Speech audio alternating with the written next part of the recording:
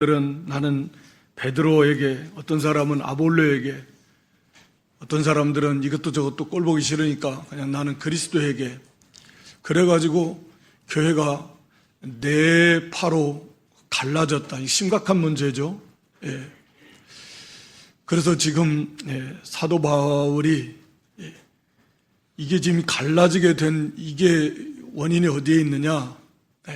이게 결국은 이게 세상 지혜, 인간의 지혜에 따라서 하나님을 섬기기 때문에 이런 현상들이 일어났다 라고 이렇게 말씀하고 있는 겁니다.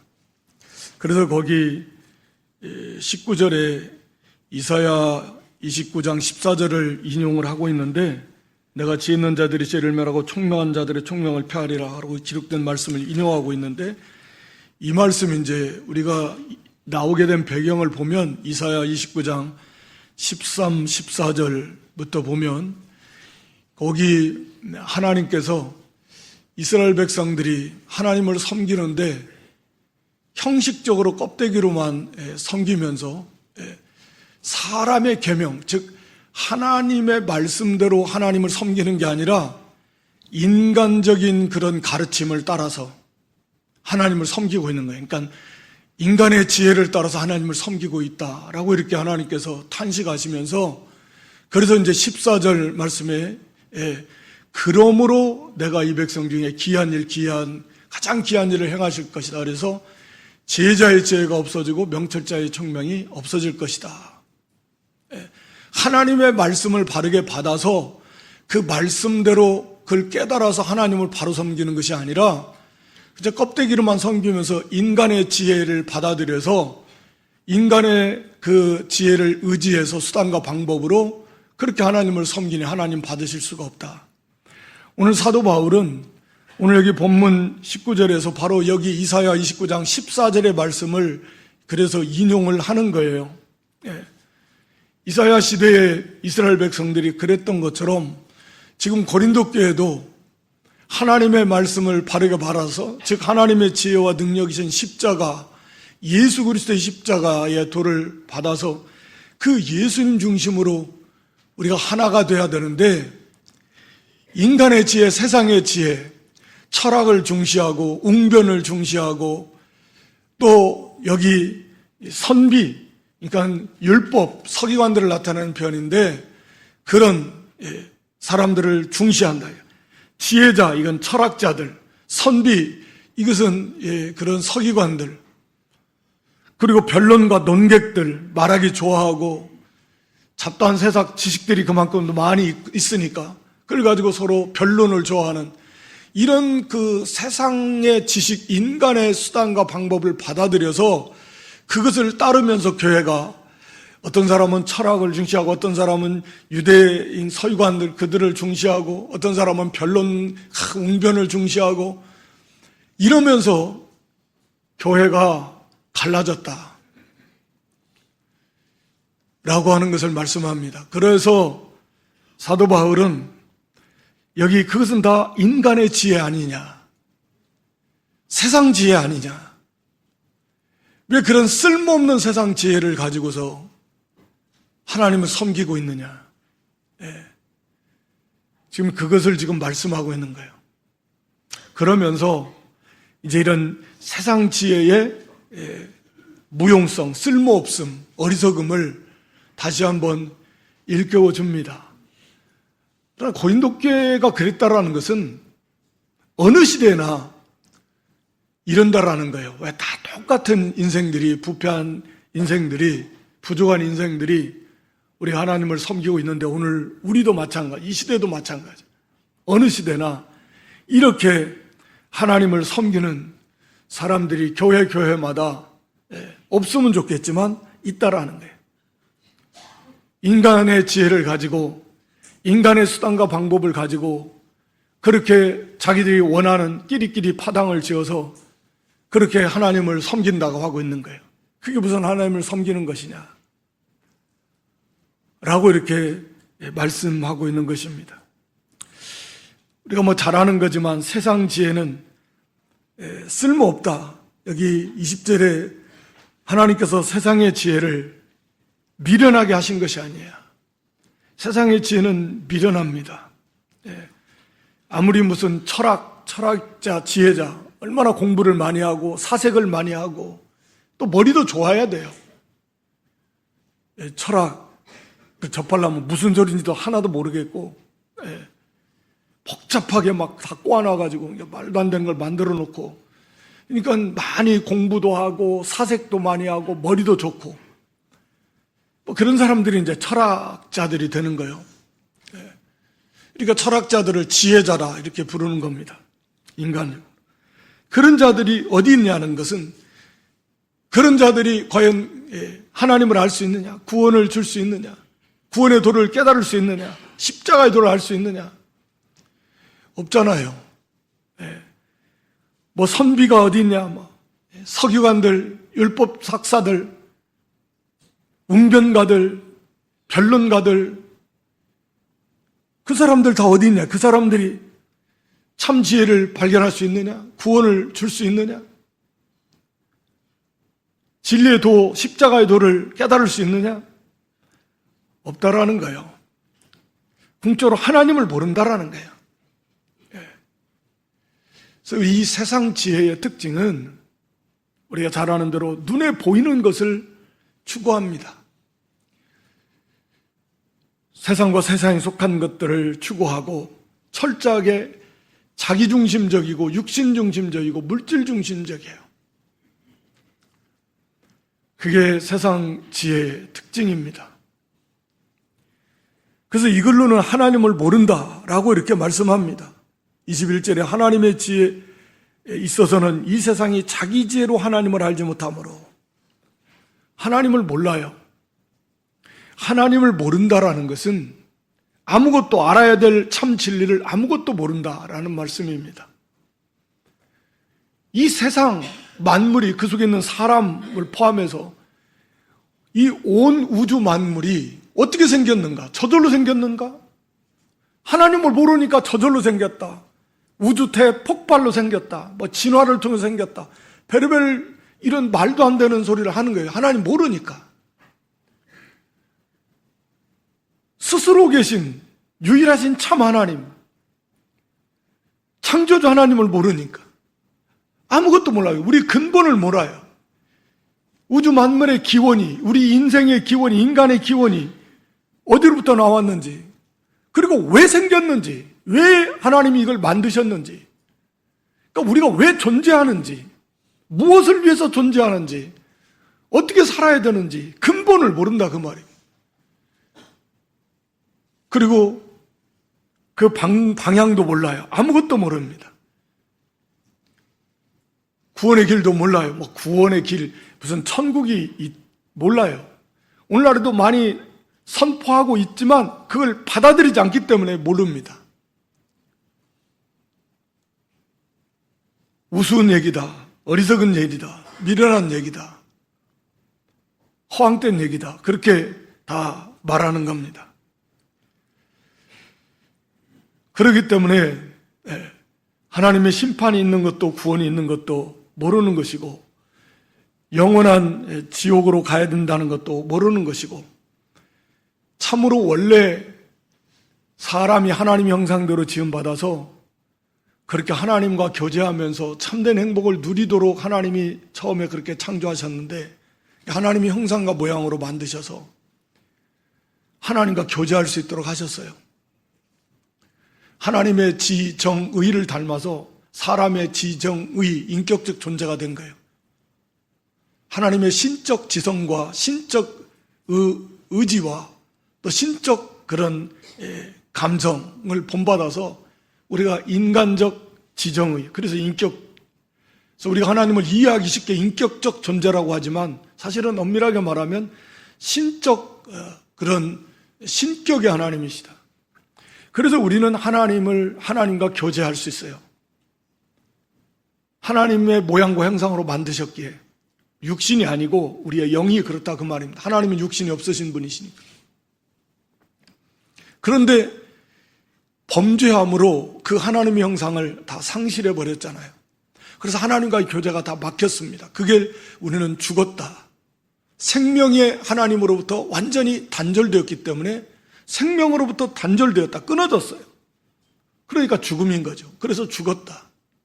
영혼은 여전히 존재하고 있지만 죽었어요. 하나님의 형상을 다 잃어버렸습니다. 그래서 하나님과의 교제가 안 돼요. 그러므로 하나님을 섬기면서 그 안에서 참된 행복한 삶을 누리도록 하셨지만 그 참된 행복을 다 빼앗겼습니다. 그저 육신의 행복, 세상적 낙, 죄악의 낙, 이런 것만 누리면서 그게 행복인 줄 알고 살아가는 거예요. 그나마 하나님께서도 그래도 긍휼을 베풀어 주셔서 그 안에서도 그렇게 가정을 이루게 하시고, 그렇게 거기에서 나름 인간적 행복을 누리며 살 수 있는 그런 긍휼을 베풀어 주셨지만, 그런 가정조차도 뭐 다 깨어지면서 오히려 고통을 당하는, 어디에서도 참된 위로를 받을 수 없는 뭐 그런 인생이에요. 고통 가운데 사는 인생입니다. 염려와 근심과 걱정과 불안은 가득하고, 그래서 그런 그 질병들이 많아져요. 다 비슷비슷합니다. 불안해요, 다. 두려움이 있고, 평강이 없습니다. 기쁨이 없습니다. 자유가 없습니다. 이게 인생의 모습입니다. 하나님의 지혜는 우리가 잘 아는 대로 창조주의 지혜입니다. 모든 만물을 통치하시는 지혜입니다. 참새 한 마리 땅에 떨어지는 것도 주관하시는 하나님이십니다. 하나님의 지혜는, 하나님의 능력은 감히 우리가 상상할 수가 없어요. 그 하나님께서, 그런 지혜와 능력을 가지신 하나님께서 십자가에도 말씀으로 창조하신 그 능력의 하나님께서 우리 구원은 말씀으로 하실 수 없다 그랬잖아요. 하나님 스스로가 죄에 대해서는 반드시 심판하셔야 되는 공의로우신 하나님이시기 때문에 죄를 없이 할 수가 없습니다. 죄 없다고 하실 수 없어요. 하나님 스스로가 모순입니다. 그래서 안 되는 거예요.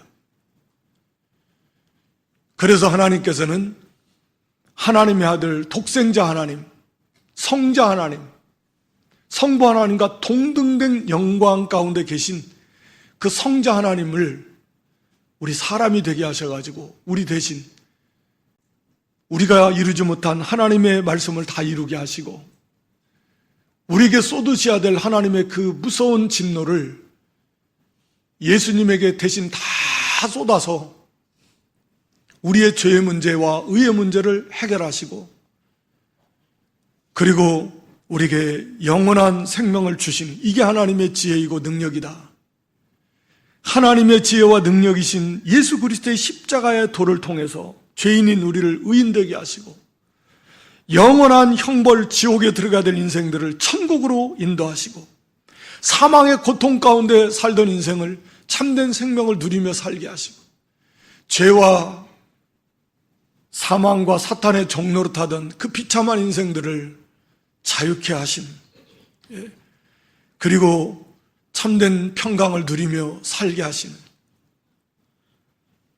하나님을 닮아가는 거룩한 인격으로 만들어 가시는, 점점 아름답게 하시고 점점 창대케 하시고 점점 존귀케 하시다가 마침내 완전한 영광 가운데로 인도하시는, 이게 하나님의 지혜요, 하나님의 능력입니다. 그런데 왜 그 하나님의 지혜와 하나님의 능력을 저버리고 그 망할, 그 쓸데없는 인간의 지혜를 오히려 더 붙들고 그걸 추종하면서, 그래서 사분오열돼 하나가 되지 못하고 그리스도 예수님의 마음을 품지 못하고 왜 그렇게 됐냐 라고 사도 바울은 지금 고린도 교회와 고린도 교회뿐만이겠습니까? 신약시대 모든 교회, 모든 하나님의 백성들을 향해서 이렇게 주시는 것입니다. 그래서 이 하나님의 지혜, 이 특징은 언제나 보이지 않는 거예요. 인간의 지혜는 보이는 것을 붙잡고 추구하는 거지만 하나님의 지혜는 오직 보이지 않는 것을 오직 믿음으로 따르는 세계, 이 세계가 하나님의 지혜의 세계입니다. 우리는 예수 그리스도를 믿는다. 육신의 눈으로 예수님을 못 봤지만, 육신의 눈으로 하나님을 보지 못했지만, 하나님이 이 땅을 창조하신 거 우리 눈으로 보지 못했지만, 천국 가보지 못했지만, 우리 육신의 눈으로 보지 못했어요. 앞으로 예수님 이 땅에 다시 오신다, 심판하신다, 아직 이루어지지 않아서 눈으로 보지 못했습니다. 다 눈으로 보지 못했지만, 또 보지 못하고 있지만, 보이지 않는 것이지만, 그러나 그걸 믿음으로, 이게 특징이에요. 오직 믿음으로 그걸 바라보고 가는 것입니다. 그래서 이 믿음의 위대함이 거기에 있는 거예요. 우리 히브리 11장 1절에 보면 믿음은 바라는 것들의 실상이요 보지 못하는 것들의 증거다. 믿음이 보지 못하는 것, 아직 보이지 않는 것들, 또 볼 수 없는 것들, 그런 것들을 보게 해준다. 증거다 그러는 거예요. 증거. 믿음이 그 역할을 합니다. 야, 하나님이 천지 만물을 창조한 거 네가 봤냐? 안 봤죠. 근데 어떻게 하냐? 믿으니까 안다 그래요. 믿음이 증거예요. 본 것보다 더 확실한 증거 역할을 한다, 이 믿음이.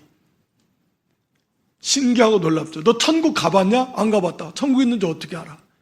믿으니까 안다 그 말이에요. 가본 것만큼 가본 것보다 확실하게 그런 확실한 증거가 내 안에 있다. 그게 믿음이 바로 그 역할을 한다. 믿음이 위대한 거예요. 사람의 힘과 능력으로 이게 믿을 수가 없어요. 하나님이 믿게 하시니까 믿는 거예요. 그러니까 믿음이 참 놀라운 겁니다. 선물인 거예요. 예수 그리스도의 십자가 부활이 어떻게 믿어지냐? 지난 시간에도 말씀드렸지만 그거 미련하고 어리석게 보여요. 그래서 도저히 믿을 수가 없어요. 그런데 그게 싹 믿어진단 말이에요. 이게 하나님의 역사니까 그래요. 그 어떤 이적보다도 뭐 병 고치고 뭐 죽은 자가 살아나는 거 눈에 보고도 예수님 믿지 못하는 사람들이 있어요. 근데 그런 거 보지 않아도, 그런 뭐 이적을 체험하지 않아도 이게 말씀만 들려지는데 믿어진다는 게 얼마나 놀라운 이적입니까? 얼마나 큰 하나님의 역사입니까? 그래서 그리스도의 십자가의 도가 믿어지는 거, 이게 진짜 성도인가 아닌가, 구원받은 사람인가 아닌가요? 확실한 참된 구별의 기준이 된다고 말씀드렸습니다. 이게 진짜 믿어지면 그 사람은 구원받은 사람이고, 그게 믿어지는 사람은 당연히 하나님을 사랑하고 주님을 사랑하고 너무 고맙고 감사해서 비록 부족하지만 주님을 따라가고 주님을 기쁘시게 하려고 하고 하나님을 기쁘시게 하려고 하고 그분의 말씀대로 살려고 힘쓰는 거예요. 그게 자연스럽게 따라오는 열매의 모습일 것입니다. 그래서 이 구약 성경은 이런 하나님의 지혜를 따라 사람의 지혜를 따라 살다가 실패하고 하나님의 지혜를 따라 살다가 하나님의 말씀대로 이렇게 승리하고 형통한 그러한 일들, 그러한 사람들의 모습으로 가득 차 있습니다. 그래서 구약은 어떤 의미에서 우리의 그 간증집이라고 할 수 있어요. 역사적 사건이거든요. 역사적 사실이거든요. 실제로 하나님의 말씀대로 순종하며 살다가 성공하고 형통하고 창대케 되다가 인간의 지혜로 돌아선 실패하고 쫄딱 망한 그런 그 사람들의 모습, 이스라엘의 모습, 그런 사건들의 모습으로 가득 차 있는 거예요. 믿음으로 하나님 보이지 않는 하나님의 약속이지만 눈에 보이지 않지만 오직 믿음으로 그 말씀을 순종해 가서 그 말씀대로 하나님이 주신 은혜와 복을 받은 사람들, 하나님 말씀을 받고 하나님의 이적을 보면서도 믿지 않고 인간의 생각으로 치우쳐 가다가 쫄딱 망한 사람들,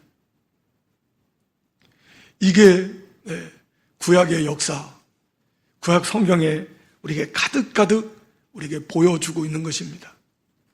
우리가 똑같은 사람들이에요.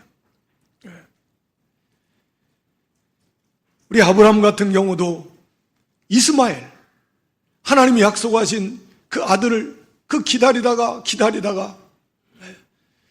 10년이 지나도 소식이 없으니까 인간의 지혜로 자기 아내의 말에 귀를 기울여서 그저 종을 들여서 그래가지고 자식을 낳은 게 이스마엘. 뭐 지금도 그 이스마엘의 후예들 이스라엘과 미국 지금 전쟁하고 있잖아요. 끊임없이 그 고통을 당하고 있는 우리가 잘 아는 야곱 같은 사람이 일생 동안 왜 고생했는가? 말씀을 믿지를 않아요. 예수님 오실 메시아를 믿으면서도 그저 인간의 지혜 지식을 앞세워가지고 야곱이라는 이름처럼 발 뒤꿈치, 남의 발 뒤꿈치를 잡는 자, 속이는 자, 그런 이름처럼 그렇게 꾀가 많아가지고 그 꾀를 의지하고 살다가 일생을 고생을 하는 거예요. 험악한 세월을 보냈다. 그런 야곱을 하나님이 일생 동안 야곱을 고쳐놓습니다. 그래서 야곱에 대한 그 믿음의 평가를 히브리서에서 딱 뭐라고 하냐면 침상머리에서 그 야곱이가 하나님 앞에 그 기도하는 그 모습을 보여주는 거예요. 자기 그 손자 에브라임과 문하세 에브라임. 그래서 둘째 아들 문하세에다가 그 에브라임에다가 오른손을 얹고 그 다음에 이 첫째 아들 문하세에다가 문하세에게 왼쪽 손을 얹어서 기도해주는 축복 기도를 해주는 거예요. 그게 야곱의 믿음이에요. 그게 무슨 말이냐면 야곱은 당시에 장자, 이 장자가 이 육신의 장자가 그 복을 다 받는 줄 알았어요. 하나님의 약속을 믿지를 않아요. 이 작은 자가 큰 자가 작은 자를 섬길 것이다. 에서가 야곱을 섬길 것이다. 아마 그 말씀을 분명히 들었을 거예요. 자기 어머니한테도. 그런데 안 믿어요. 내가 차잔 둘째인데 형이 큰아들인데 큰아들에게 무조건 가는 거예요. 거기에 사로잡혀가지고 속여가지고 자기 아버지 속이고 형 속이면서 장자의 축복을 받고 싶어가지고 그렇게 인간의 그 지혜, 인간의 관습을 깨트리질 못했어요. 일생. 그러다가 그것이 깨어진 게 자기 손자에게 큰아들, 큰손자를 왼손으로, 오른손으로 복 원래 해줘야 되거든. 하나님의 감동 속에서 하나님, 둘째 손자가 더 큰 자가 된다는 걸 야곱이 하나님의 약속을 믿는 거예요. 그래서 그 둘째 손자에다가 오른손을 얹어서 축복해주고 큰 손자에게 왼손을 얻어서 축복을 해줘요. 그 야곱의 사상이 그 인간의 지혜와 그걸 의지하던 것이 그때서 그게 깨어진 거예요. 바꿔진 겁니다. 그 오랜 세월에 걸쳐서. 그래서 히브리서 11장에서 야곱의 믿음을 그렇게 말씀하고 있는 거예요. 인간의 지혜를 버리기가 참 그렇게 쉽지 않은 것 같아요. 왜? 눈에 보이니까. 하나님의 지혜, 하나님의 약속은 눈에 안 보이거든요. 눈에 안 보여, 이게. 그러니까 그걸 이겨나가는 게 믿음입니다. 믿음이요. 이게 참 모세 같은 경우도 마찬가지예요. 모세도 인간의 지혜를 내세웠다가 사람 때려 죽이고 실패했습니다. 좋은 뜻을 가지고 좋은 목적을 가지고 행했지만 실패했어요. 그리고 40년 광야에서 연단 받으면서 이제 자기를 다 부인하고 할 때 그때 하나님의 손에 붙들려서 80세 돼가지고 인간의 생각으로 이제 뭘 할 수 있겠냐. 모세 시대에도 모세의 시편 90편에 보면 인생이 70이고 강건하면 80이라고 모세가 기록을 해놨어요. 그러니까 모세 시대에도 70이고 건강해야 80 정도 좀 더 사는 그런 시대였습니다. 그래서 자기가 나이가 80이 다 돼가는데 이제 뭐 다 끝났다고 생각하는데 하나님은 그때 자기를 불러가지고 쓰시잖아요. 40년. 그러니까 그래서 형통하고 승리하고 이스라엘의 역사 자체가 그거예요. 뭐 다윗도 마찬가지입니다. 하나님 의지하고 갈 때는 형통하고 창대케 되지만 인간의 생각으로 가다가 블레셋으로 망명해서 비참하게 되는. 이스라엘 역사가 하나님 의지하고 가면 하나님의 지혜로 가는 거예요. 눈에 보이지 않지만 믿음으로 가면 언제나 이기고 또 이기고 형통하고 창대해졌습니다. 그거 지식적으로 모르는 분이 있어요. 그런데 인간의 생각으로 돌아서면 그때부터는 쪼그라들기 시작하는 거예요. 오늘 우리도 마찬가지입니다. 육신의 눈에 보이지 않지만 하나님의 지혜인 예수 그리스도의 십자가의 도를 붙들고 그 말씀을 믿고 믿음으로 나아가면 반드시 이기고 형통하고 존귀케 되고 창대케 되고 아름답게 되게 될 것이고 자유와 평강을 맛보며 누리며 살게 될 것입니다. 비록 크고 작은 많은 시련과 어려움이 있지만 그렇게 될 것이라는 거예요.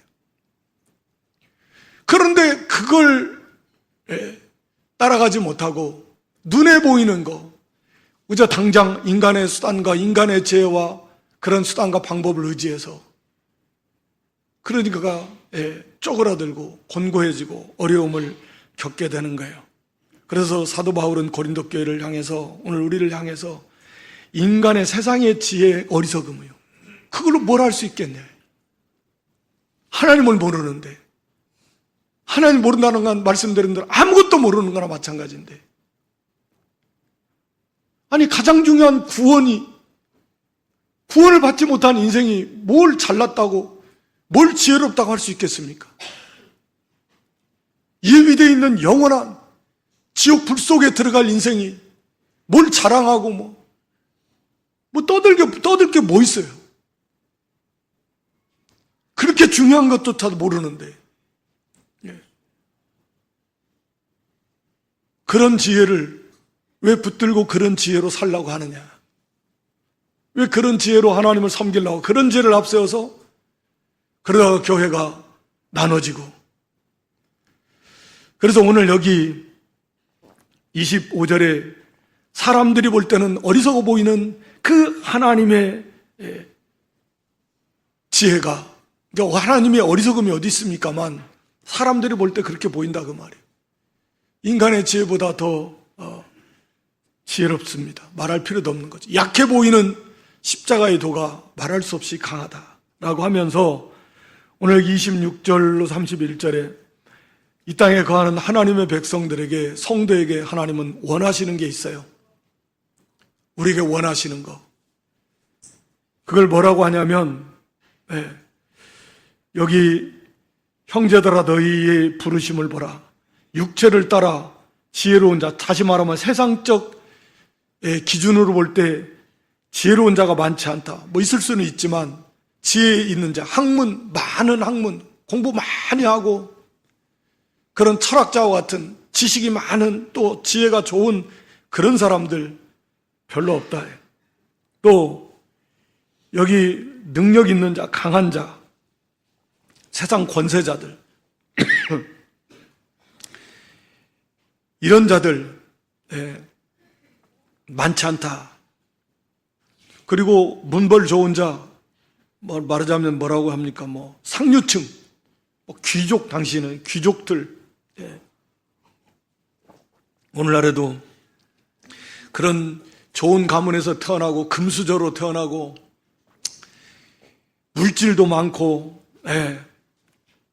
좋은 그런 세상적인 것을 많이 갖춘 있는 자, 이런 자들이 교회 안에 많지 않다. 있을 수는 있지만 대부분은 그렇지 않다라고 말씀하면서 그러면서 여기 왜 이런 자들을 하나님이 선택하셨는가의 이유 중에 하나가 27절에 그러나 하나님께서 세상에 미련한 것들을 택하셔서 세상에 지혜 있는 자들을 부끄럽게 하려 하시고 세상에 약한 자들을 선택하셔서 강한 자들을 부끄럽게 하려 하시고 세상에 천한 자들, 없는 자들, 멸시받는 자들을 택하셔서 세상에 있는 자들 그러고 폐하려 하시고 부끄럽게 하시려고. 그러니까 오늘 이 땅에서 살아가는 우리 성도들, 부름받은 성도들은 이 하나님의 뜻에 의해서 세상적으로 잘났다, 뛰어났다, 강하다, 많은 걸 가졌다, 지혜 있다 이런 사람들을 부끄럽게 할 수 있어야 됩니다. 마지막 심판 때야 다 영원히 무궁한 수치를 당하게 될 것이지만 이 땅에서 우리 성도를 통해서 하나님은 이런 자들을 참으로 부끄럽게 하시기를 원하시는 거예요. 왜? 우리는 하나님의 지혜로 살면 되니까. 그들은 인간의 지혜를 가지고 살지만 우리는 하나님의 지혜인 예수 그리스도의 그 십자가의 도를 붙들고 그 하나님의 지혜로 살아갈 때 우리는 세상 지혜로 살아가는 사람들을 부끄럽게 할 수 있다 라고 하는 것이죠. 예를 들어서 지혜 있는 자들, 세상 학문이 많은 사람들, 인간의 지혜와 지식이 많은 사람들이 있지만 그런 사람들이 해결할 수 없는 문제들이 너무 많습니다. 가정의 문제, 자녀의 문제, 부부의 문제 해결 못해요. 아무리 공부를 많이 해서 박사회가 몇 개씩 되고 지식이 많아도 당장 자기 가족, 자식 문제 해결 못합니다. 부부의 문제 해결 못합니다. 물론 자신의 문제도 해결 못해요. 감당할 수 없는 문제가 생기면 좌절하고 두려워하고 낙심합니다. 안 됩니다. 나와서는 교육으로 얼마든지 인간을 바꿀 수 있다고 하지만 못 바꿉니다. 자기 자식도 못 바꿔요. 역사가 증명하잖아요. 시간이 흘러갈수록 교육은 더 발달하는데 모든 분야가 학문이 발달하잖아요. 그러니까 교육의 그 방법도 얼마나 인간적인 기준에서는 발달합니까? 근데 효과는 더 안 좋아져요. 없어요. 부모 공경할 줄 모르죠. 형제 우애, 형제도 별로 없으니까 하여튼 형제 우애할 줄도 모르죠. 윗사람 섬길 줄도 모르죠. 이웃 모릅니다. 점점 죄악이 많아집니다. 교육은 더 발달하는데 왜 그러느냐? 우리가 잘 아는 대로 이 모든 문제는 죄의 문제거든요. 교육으로 해결이 안 되는 문제거든요.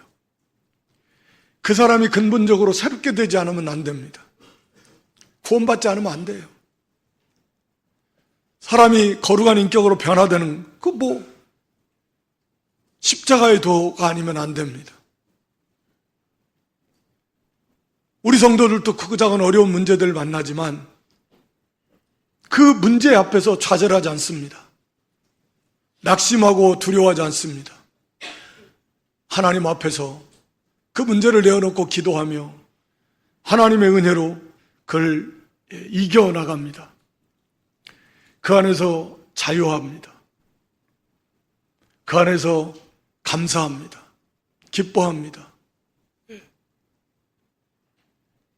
그게 성도의 모습이어야 된다라는 거죠. 세상 지혜를 많이 가진 자들은 자기들의 힘으로는 안 되는데 우리는 세상 그만큼 지혜 지식이 없는데도 불구하고 믿음으로 사랑으로 자녀 잘 양육해서 그 자녀의 아름다운 그런 모습들을 통해서 어떻게 저렇게 될 수 있는가? 좋은 학교 들어가는 개념이 아니에요. 어떻게 저렇게 좋은 인격으로 만들어질 수, 양육할 수 있는가? 개인도 마찬가지예요. 본인 자신도 아무리 지혜와 지식이 많아도 거룩한 삶을 살 수가 없어요. 안 돼요. 그렇지만 훨씬 못한 세상적 그런 학문 지식이 부족한데도 어떻게 저렇게 경건한 삶을 살고 거룩한 인격으로 만들어질 수 있는가?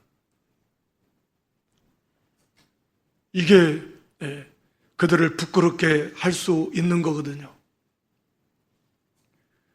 근데 그리스도 안에서 살 때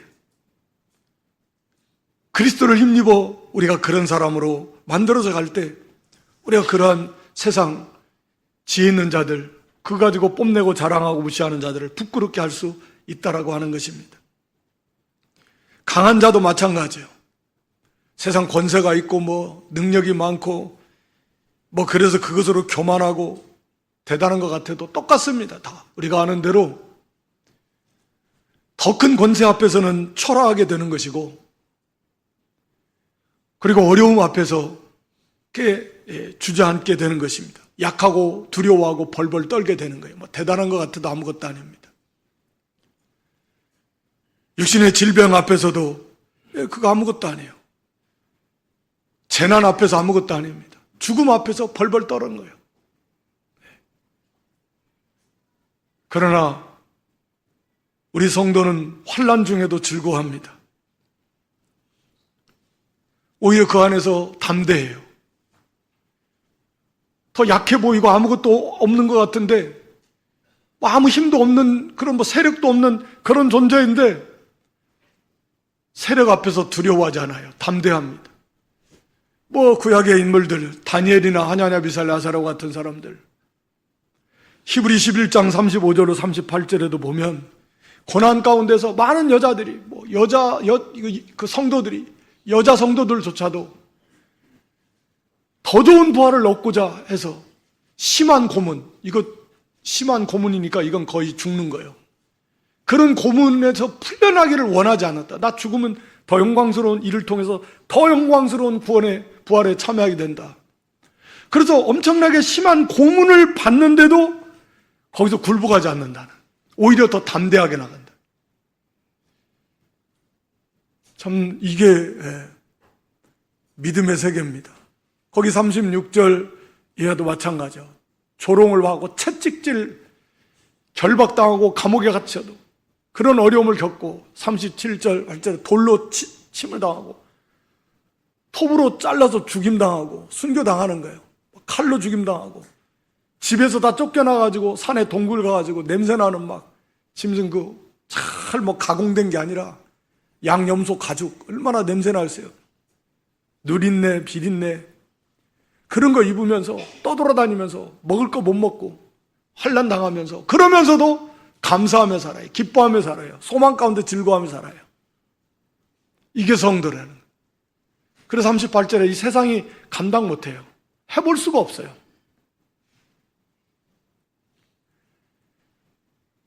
이렇게 이게 그리스도 안에서 사는 성도의 모습, 이걸 통해서 세상을 부끄럽게 하시기를 원하는 신은 하나님. 나는 우습게 알았는데 강한 것 같아도, 정말 아무것도 아닌데 저들은 약한 것 같아도 저렇게 어떻게 죽음 앞에서 담대할 수 있고 찬송할 수 있고 즐거워할 수 있는가? 어떻게 저런 환난이 당하고 있는데도 감사가 나오고 기쁨이 나오고 그 가운데서 서로 사랑을 하고 베풀고, 어떻게 저럴 수 있는가? 정반대인 거죠. 세상의 모습들과. 그래서 그렇게 부끄럽게 하기를 원하신다, 하나님께서는. 우리가 세상에서 그런 삶을 살기를 원하신다. 또 거기 세 번째 보면 있는 것들, 우리는 세상에서 낮아요. 가진 것도 없어요. 천해요. 그렇지만 있는 거, 세상 거 많이 가지고 있어요. 그런 자들을 부끄럽게, 세상이 많이 가지고 있는데 그거 가지고 행복한가? 행복하지 못해요. 그래서 자살도 많이 하고, 이혼도 하고, 마약도 많이 하고, 은행죄도 많이 짓고, 돈 때문에 서로 법정 싸움 다툼하고, 다 깨집니다. 그런 경우가 많아요. 그리고 늘 염려와 근심과 걱정 가운데 스트레스를 받으면서, 그게 보통 일이겠어요? 그런데 우리는 가진 것도 없는데, 그런데 항상 기뻐한다. 항상 만족하고, 항상 감사하고, 서로 화평하고, 사람의 생명이 소유에 넉넉함이 있지 않다. 그들은 물질이 있으면 행복한 줄 알지만 물질이 있는데도 이렇게 행복하지 않은데, 저들은 자신들에 비하면 가진 것도 없는데 왜 이렇게 행복한가? 왜 이렇게 화평한가? 뭐가 그렇게 즐거운가? 이걸 통해서 부끄럽게 하시기를 원하시는데, 우리가 그렇게 살아야 되고 살 수 있는, 그리스도 안에서 그렇게 살 수 있는 은혜와 복이 그리스도 안에 다 있다라는 거예요. 다 있습니다. 그래서 우리 예레미야 9장 23절로 4절에 보면 하나님 앞에서 지혜 자랑하지 말라. 하나님 앞에서 용맹한 거 자랑하지 말라. 하나님 앞에서 부자 자랑, 부함 자랑. 얼마나 우습습니까? 하나님 앞에서 무슨 지혜를 자랑하고 용맹을 자랑하고 자기 부함을 뭘 자랑하겠어요? 그건 참 우스운 일이에요. 오직 하나님 아는 거. 24절 보면 하나님이 어떤 분이신가? 하나님은 의와 공평을 행하시는 하나님을 바로 아는 거. 그거 자랑해야 돼요. 오늘 여기 본문의 신학적인 개념으로는 예수 그리스도를 자랑하는 거예요. 하나님의 지혜와 능력이신 예수 그리스도. 우리에게 여기 마지막 30절에 보면은 하나님께로부터 나서 우리에게 지혜와 의로움과 거룩함과 구속함이 되어주셨다. 그래서 자랑하는 자는 주 안에서 사랑을. 하나님의 지혜로 살 수 있습니다. 하나님의 지혜로 살 수 있게 해주셨어요. 예수 그리스도 안에서. 예수 그리스도 안에서 사는 게 하나님의 지혜로 사는 거예요. 그보다 지혜로운 게 어디 있어요? 의롭고 거룩하고 하나님이 기뻐하시는 거예요. 의로운 삶, 거룩한 삶, 그리스도 안에서 살 수 있어요. 그게 존귀하고 가치 있는 거예요. 거기에 참 자유와 평강이 있어요. 세상 지식, 세상 가치관은 우리가 지금껏 살펴온 대로 항상 세상 지혜는 그거예요. 보이는 거, 돈이 있어야 돼, 건강해야 돼, 세상 것이 있어야 그 행복해. 그걸로 만족하고 거기에 가치가 있다. 라고 항상 우리를 유혹하지만 아니다. 하나님의 지혜로 그리스도 안에서 우리가 의로운 삶을 살 때, 거룩한 삶을 살 때 거기에 참된 행복이 있고 자유가 있고 평강이 있다. 거기에 참된 만족이 있다. 라고 말씀하는 거예요. 그리스도께서 그것을 다 이루시고 그리스도 안에서 우리가 그것을 살 수 있도록, 그런 삶을 살 수 있도록 해주셨다. 구속함. 우리를 구원해 주셨을 뿐만 아니라 이제 완전한 몸의 구속에 이르기까지, 영광에 이르기까지, 부활에 영원한 생명을 우리에게 주신 거예요. 그러니까 완전한 산 소망이 있는 것입니다. 너무나 영광스러운 소망이 있는 거예요. 육신이 죽어도 우리는 더 좋은, 비교도 할 수 없는 너무나 좋은 영광스러운 부활의 몸을 입게 될 것입니다. 이 땅의 것이 아니라 하늘에, 그 영원한 영광스러운 하늘의 집이 있습니다. 하나님의 나라가 있습니다. 기업이 있습니다. 그러니까 즐거워하는 거예요. 지금 있어요. 가서 받아 누리기만 하면 돼요.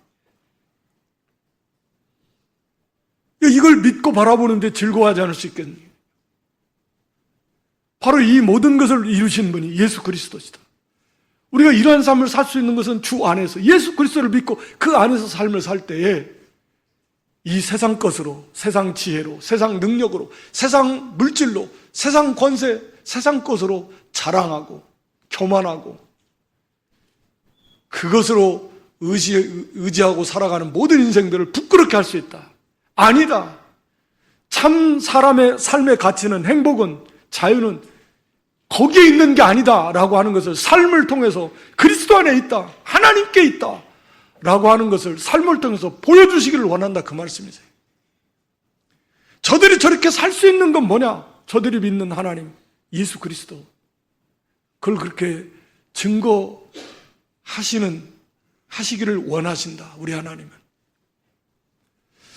오늘 여기 이 말씀을 통해서 우리가 이 하나님의 지혜로 정말 어마어마한 복을 받았고, 이 땅에서도 그 하나님의 지혜로 세상을 부끄럽게 할 수 있는 그러한 존재가 되었음에도 우리가 어리석게도 그걸 버리고 인간의 지혜, 세상 지혜를 따라서 그것을 붙잡고 그것을 의지하고 그것으로 기뻐하고 그것으로 자랑하며 살려고 한다라고 하는 것은, 이건 얼마나 잘못된 것인가.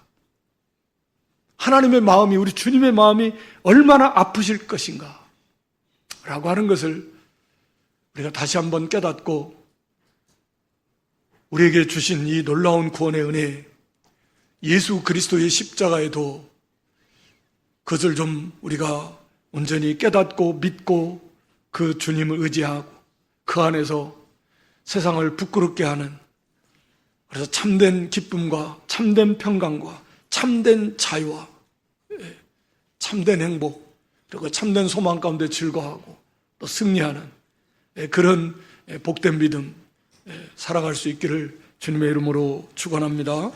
하나님 우리 아버지, 고린도 교회가 인간의 지혜, 사람의 지혜 받아들여서 사람 자랑하고 사람 의지하다가 교회가 4분 5열 됐다 그랬습니다.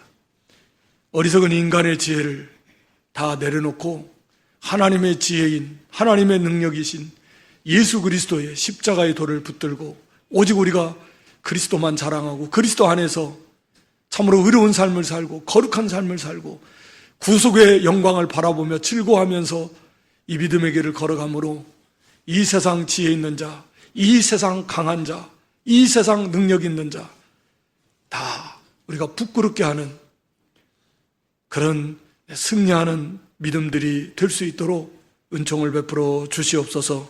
예수님의 이름으로 기도드리옵나이다.